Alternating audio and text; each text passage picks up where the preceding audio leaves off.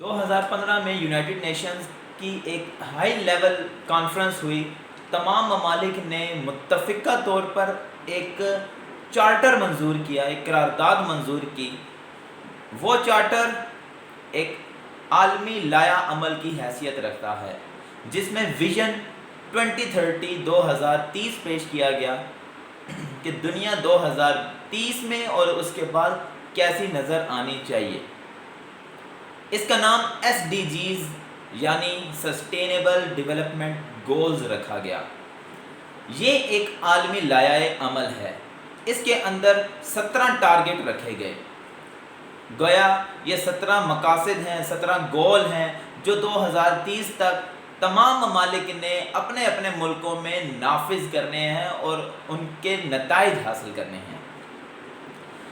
ان 17 goals کو، ان 17 targets کو 3 ترجیحات میں تقسیم کیا گیا ہے. پہلی ترجیح، دوسری ترجیح اور تیسری ترجیح. پہلے ہم ذکر کرتے ہیں ان ٹارگٹس کو جو پہلی ترجیح میں رکھے گئے ہیں اور ترجیحی بنیادوں پر ان ٹارگٹس کو، ان گولز کو ایڈریس کیا جائے گا. اس سے قبل یہ بات ذہن میں رہے کہ پاکستان کی پارلیمنٹ نے بعد ازاں اس کانفرنس کے متفقہ طور پر SDGs یا سسٹینیبل ڈیولپمنٹ گولز یا اس عالمی لائحہ عمل کو انڈورس کیا اور اس بات کا اعلان کیا کہ اس لائحہ عمل پر ہماری تصدیق اور ہماری تائید حاصل ہے.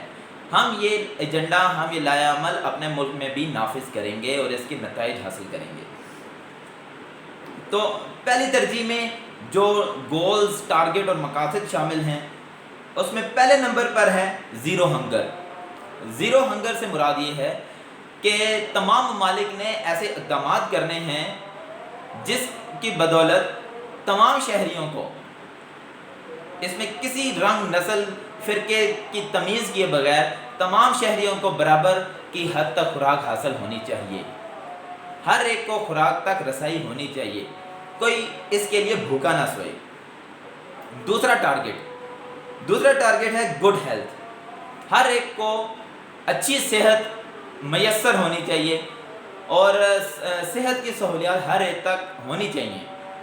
اور جتنی بیماریاں ہیں جیسے ایڈز، ملیریا، ہیپاٹائٹس وغیرہ، ان چیزوں کو 2030 سے پہلے اس کرۂ ارضی سے ان بیماریوں کا خاتمہ کرنا ہے. اس کے بعد انتہائی اہم چیز ہے، وہ ہے زچگی کے دوران جو بچوں کی ہلاکت ہو جاتی ہے، اس میں یہ اس ریشو کے 10,000 میں سے ہر سال 7 تک یہ ریشو لے کر آنی ہے کہ 7 to 10,000 ریشو ہو. اس سے زیادہ کی یہ ریشو نہیں ہونی چاہیے.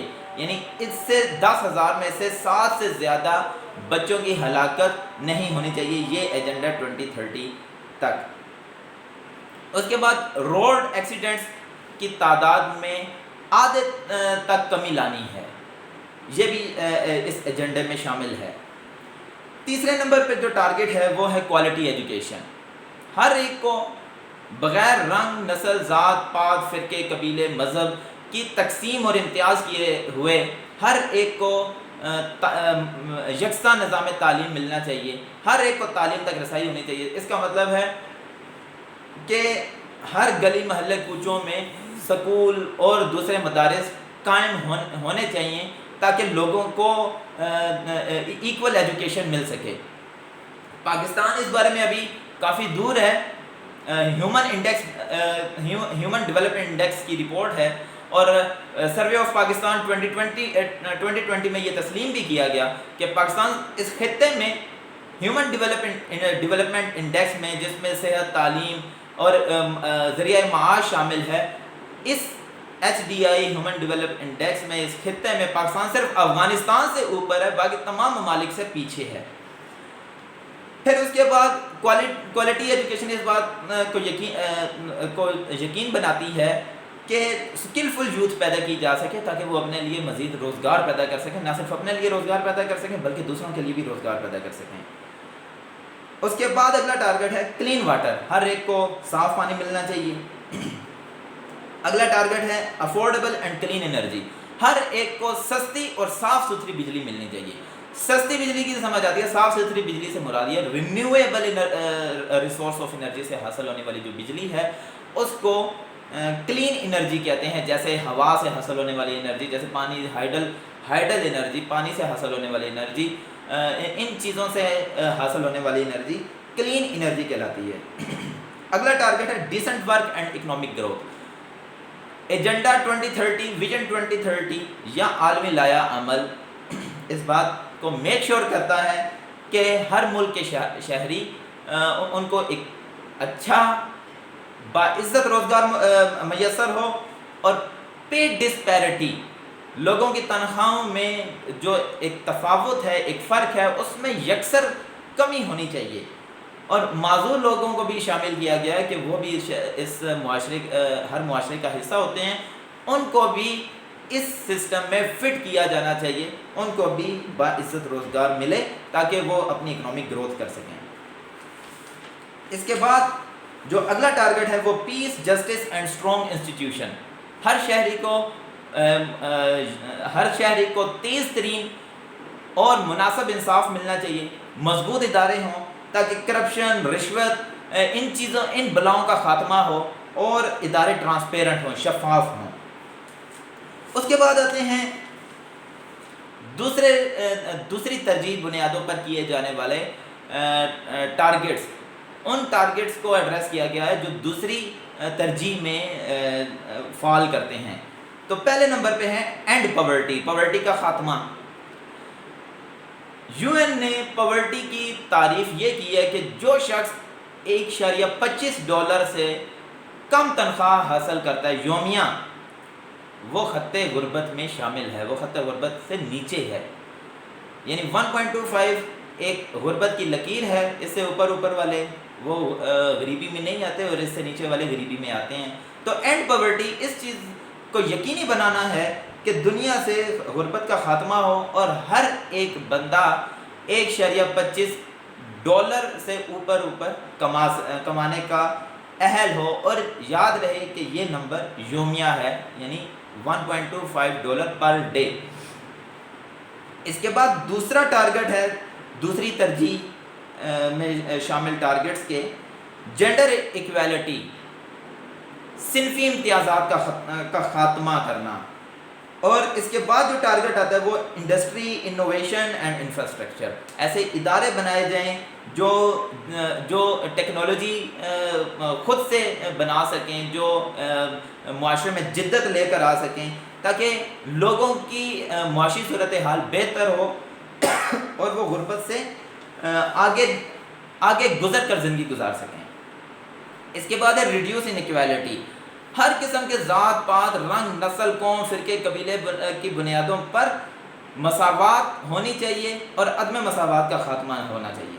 سسٹینیبل سٹیز اینڈ کمیونٹیز، یہ ایک اور ٹارگٹ ہے، اس کے مطابق زیادہ سے زیادہ شہروں کو بڑھایا جائے، زیادہ سے زیادہ شہروں کو بسایا جائے، اور جتنے یہ جو سلمز ایریا ہیں ان میں انہانسمنٹ، ان کو بہتر کرنا چاہیے، ان کی بھی زندگی آسان کرنی چاہیے۔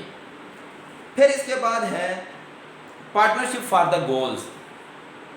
یہ ایجنڈا ویژن 2030 SDGs اس بات کو یقینی بناتا ہے کہ ڈیولپڈ کنٹریز جو ترقی یافتہ ممالک ہیں وہ ترقی پذیر ممالک کے ساتھ مل کر ان کے ملکوں میں انویسٹمنٹ کریں، ٹیکنالوجیکل انویسٹمنٹ کریں، ان کے ساتھ ٹریڈ کریں، اور ان کی فائنینشیل اسسٹنس کریں، تاکہ وہ ممالک بھی ترقی یافتہ ممالک کے صف میں کھڑے ہو سکیں۔ اب اس کے بعد آتے ہیں ان گولز کی طرف جو تیسرے درجے میں آتے ہیں، جن کو تیسری ترجیح بنیادوں پر حل کرنا ہے۔ ان میں شامل ہیں رسپانسبل کنزمپشن اینڈ پروڈکشن۔ اس کا مطلب ہے کہ 3R فارمولہ کی امپلیمنٹیشن۔ 3R فارمولہ کیا ہے؟ Reduce, recycle and reuse. آپ وسائل کا استعمال کم سے کم کریں، کوشش کریں کہ وسائل ضائع نہ کریں، آپ مختلف ذرائع کو ضائع نہ کریں، ویسٹ نہ کریں۔ ریڈیوس، یہ ریڈیوس میں آتا ہے۔ اس کے بعد ہے ریسائیکل، 3R فارمولے میں دوسرا جو سٹیپ ہے وہ ریسائیکل کا. ریسائیکل سے مراد ہے کہ جو چیزیں آپ نے استعمال کر لی ہیں جیسے پلاسٹک ہے, پلاسٹک بیگز اور دوسرے پلاسٹک میٹیریلز, آپ ان کو ریسائیکل کر کے دوبارہ سے کارآمد بنائیں. اور تیسرے نمبر پہ ہے ری یوز. چیزوں کو اس طرح ایسی چیزیں بنائیں, ایسی پروڈکٹس مارکیٹ میں لے کر آئیں تاکہ ان کا استعمال بار بار ہو سکے. اب 3R فارمولے کی امپلیمنٹیشن سے کیا ہوگا؟ ماحولیاتی آلودگی میں کمی آئے گی, لوگوں کے وسائل کی بیجا صرفی میں کمی آئے گی, اور لوگوں کی اکنامک گروتھ زیادہ سے زیادہ ہوگی. اس کے بعد ہے کلائمیٹ ایکشن. ترقی یافتہ ممالک نے 2020 میں UN کا ایک ادارہ ہے UNFCCC, یہ کلائمیٹ چینج کا ایک ادارہ ہے. ترقی یافتہ ممالک نے 2020 میں ایک کمٹمنٹ کی ہے UN کے ساتھ, UN کے اس ادارے کے ساتھ, کہ وہ ہر سال $100 بلین ترقی پذیر ممالک پر خرچ کریں گے تاکہ ان کو ہیلپ آؤٹ کر سکے, تاکہ وہ اپنی کلائمیٹ چینج کے حوالے سے اقدامات کر سکیں. وہاں جتنی کوئلے سے چلنے والی فیکٹریاں ہیں ان کو ختم کر کے رینیویبل انرجی ریسورسز کی طرف منتقل کر سکیں. تو اس کے لیے سرمایہ کی ضرورت ہوتی ہے, جو کہ سرمایہ آ سکتا ہے ترقی یافتہ ممالک کی طرف سے, اور اس کا بنیادی مقصد دنیا سے گلوبل وارمنگ کا خاتمہ ہے.